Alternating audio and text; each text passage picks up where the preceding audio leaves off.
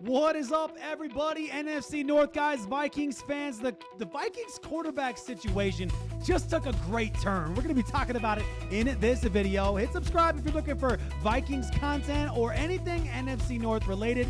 By the way, if you are a Vikings fan and like Vikings content, I recently converted an old channel of mine to be all Vikings every day. So go check out Sports Talk Vikings for content on Viking stuff every single day.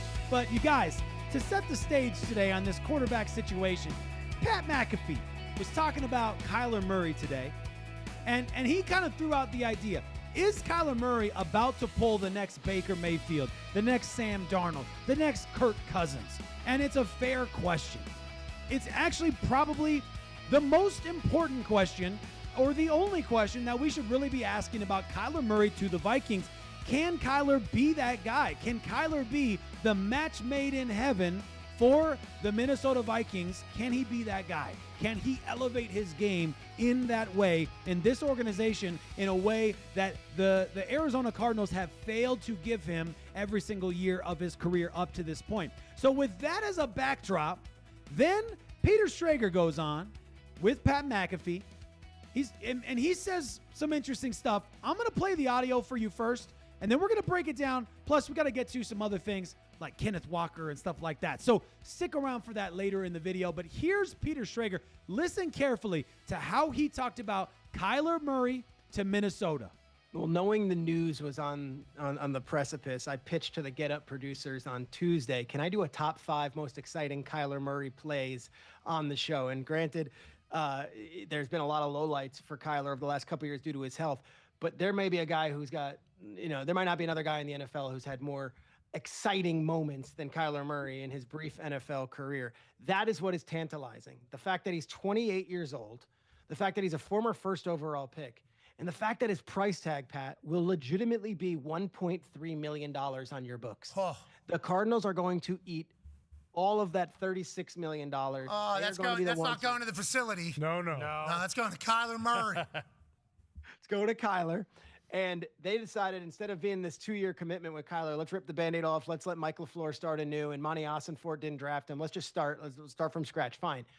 But when you're talking about a guy with all that talent and all that excitability and all of those real game experiences, both in college and the pros, and you can get him at $1.3 million, which is about the same cost as a 4th or 5th round pick in the draft, like that is what makes him so appealing. So personally, if I'm Kyler, I'm not looking at price tag because it's all an offset anyway. I am looking at best situation. And yes, the situation in Minnesota makes a ton of sense. You go there, you compete for the number 1 job with J.J. McCarthy. You win the number 1 job. You get the tutelage from not only Kevin O'Connell, but from Josh McCown and from Wes Phillips and from those offensive coaches, which is basically an incubator for quarterback play.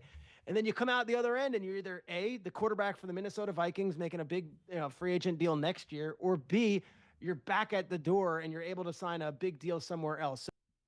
Okay. So to break that down real quick, let me just say a couple of the things that Peter Schrager pointed out, because he had a lot to say there.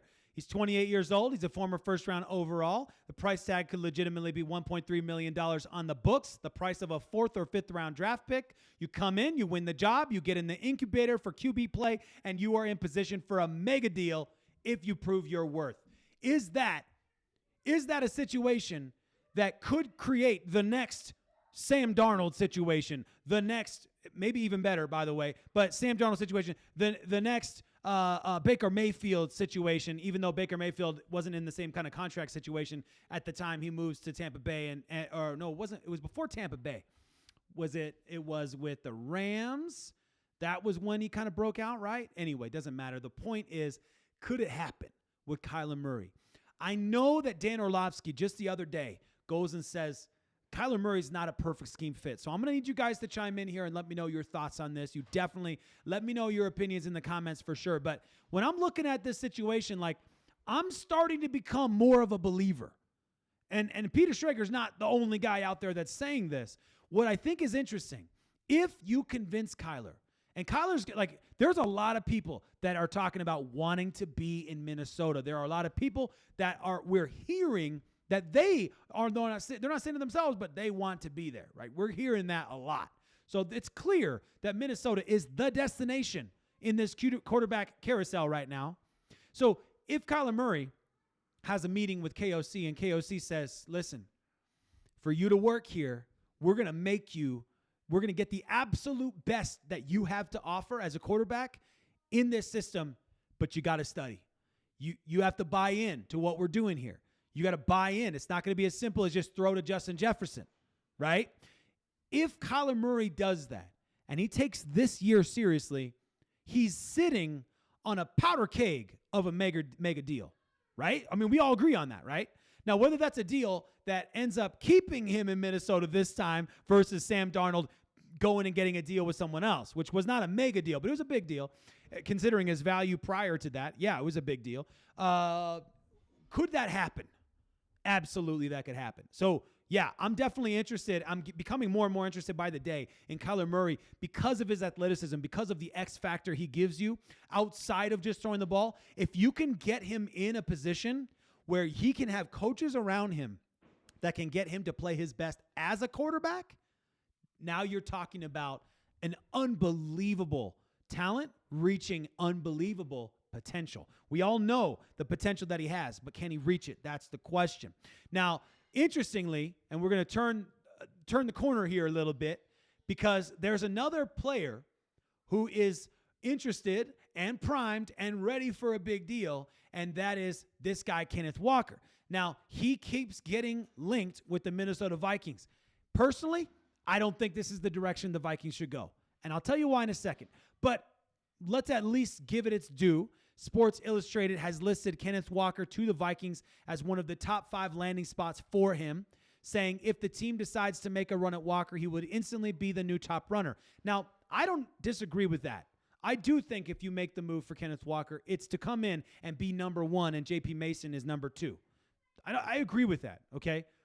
It is interesting to me, however, though, and we'll talk about how much this guy is going to cost, by the way. He's projected to get 3 years, $9 million AAV, a $27 million deal with the $20 million guaranteed is the Pro Football Focus projection right now. You are paying him at a premium because he's a Super Bowl MVP. So that's a problem. For whatever team ends up paying this guy, they're paying a premium because he had a good game and his quarterback had a fine game. We'll leave it at fine. I'm not going to upgrade it more than that.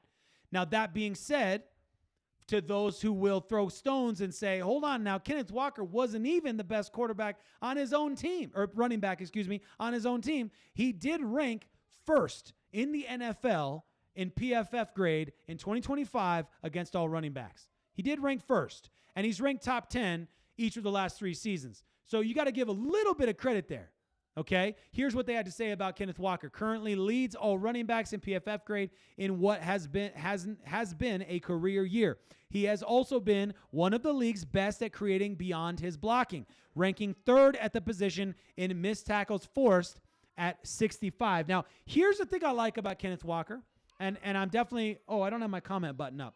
Dang it. Well, comment below your thoughts on this. But here's the thing I like about Kenneth Walker and the thing I don't, okay? I don't like that you're paying a premium. You're paying big money to a guy. I mean, for the running back position, right? It's big money. You're paying relatively big money because of the special moment that this guy had at the end of his career, at the end of his time in Seattle, right? What I do like, though, and what I will say that I don't think enough people say, Pro Football Focus kind of hints at it here. The thing about Kenneth Walker that I do like is what happens beyond the first level, right? When he gets into the second level, he becomes increasingly more difficult to tackle. Sometimes, and this hurts his stats at times, where it feels like it might be a little tough for him to get going. But when he gets past the first level, all of a sudden he becomes a very difficult guy to tackle. And you see him have those explosives in the second half of the season after Zach Charbonnet goes down, and all of a sudden, whoo! Who's this guy? Where did he come from? Why has he not been like this every single season, right? Is what I'm imagining Seattle Seahawks fans are wondering. Now, obviously, it plays out perfectly for Kenneth Walker because he gets in and he's kind of had limited snaps throughout the majority of the season, and he gets in at just the right time where he can hit his stride literally and metaphorically, and he can hit his stride going into the postseason. And so it was a perfect situation for the Seattle Seahawks. It was absolutely perfect. Could not have been, you couldn't have written it up better than that in terms of if your number 1 running back goes down, what happens. But Kenneth Walker, man, I will not be mad if the Minnesota Vikings make a move for Kenneth Walker. I won't be. But I would probably, I wouldn't be hasty, let's say, to make that move. They need a running back. Get it, right? But I wouldn't be the first guy on the list for me, because I don't like the idea of a team who's already they're still minus 25 under the cap right now and still have moves to make to get things right in the next few days. They're getting very close to that deadline. And so I don't like the idea of a team in that cap situation paying premium dollars to that guy when you're also trying to figure out the most important position on your football team, which is quarterback. And if you do find that guy, let's say Kyler Murray is that guy, and let's say he then warrants a big paycheck in the upcoming year, you don't want to be in a position where now and I get it. Rob Brzezinski, he can do some fancy stuff with the monies. I get it. All right. But you don't want to be in a position where you're looking at down the barrel of, I want to pay Kyler or whoever that quarterback is, but I can't. You don't want to be in that position. He deserves to get paid. He's going to get paid with me or with some other team, and I want to pay him, but I can't pay him. That would be my only hesitation, because you're watching Greenard's going to go, Hargrave's gone, Jones is gone. You're going to have your center leave. You got a lot of problems that you still need to solve. Don't rush out the gate to go and make a high premium play on a running back when you have a solid running back and you really just need another solid running back. Everyone loves a great running back. Don't get me wrong. I think there's enough guys out there. I'm not sure I would pay the extra premium on a Super Bowl winning running back, because that's not always an ideal scenario. You let me know what you think in the comments as always, and I hope you guys have a fantastic rest of your Thursday night.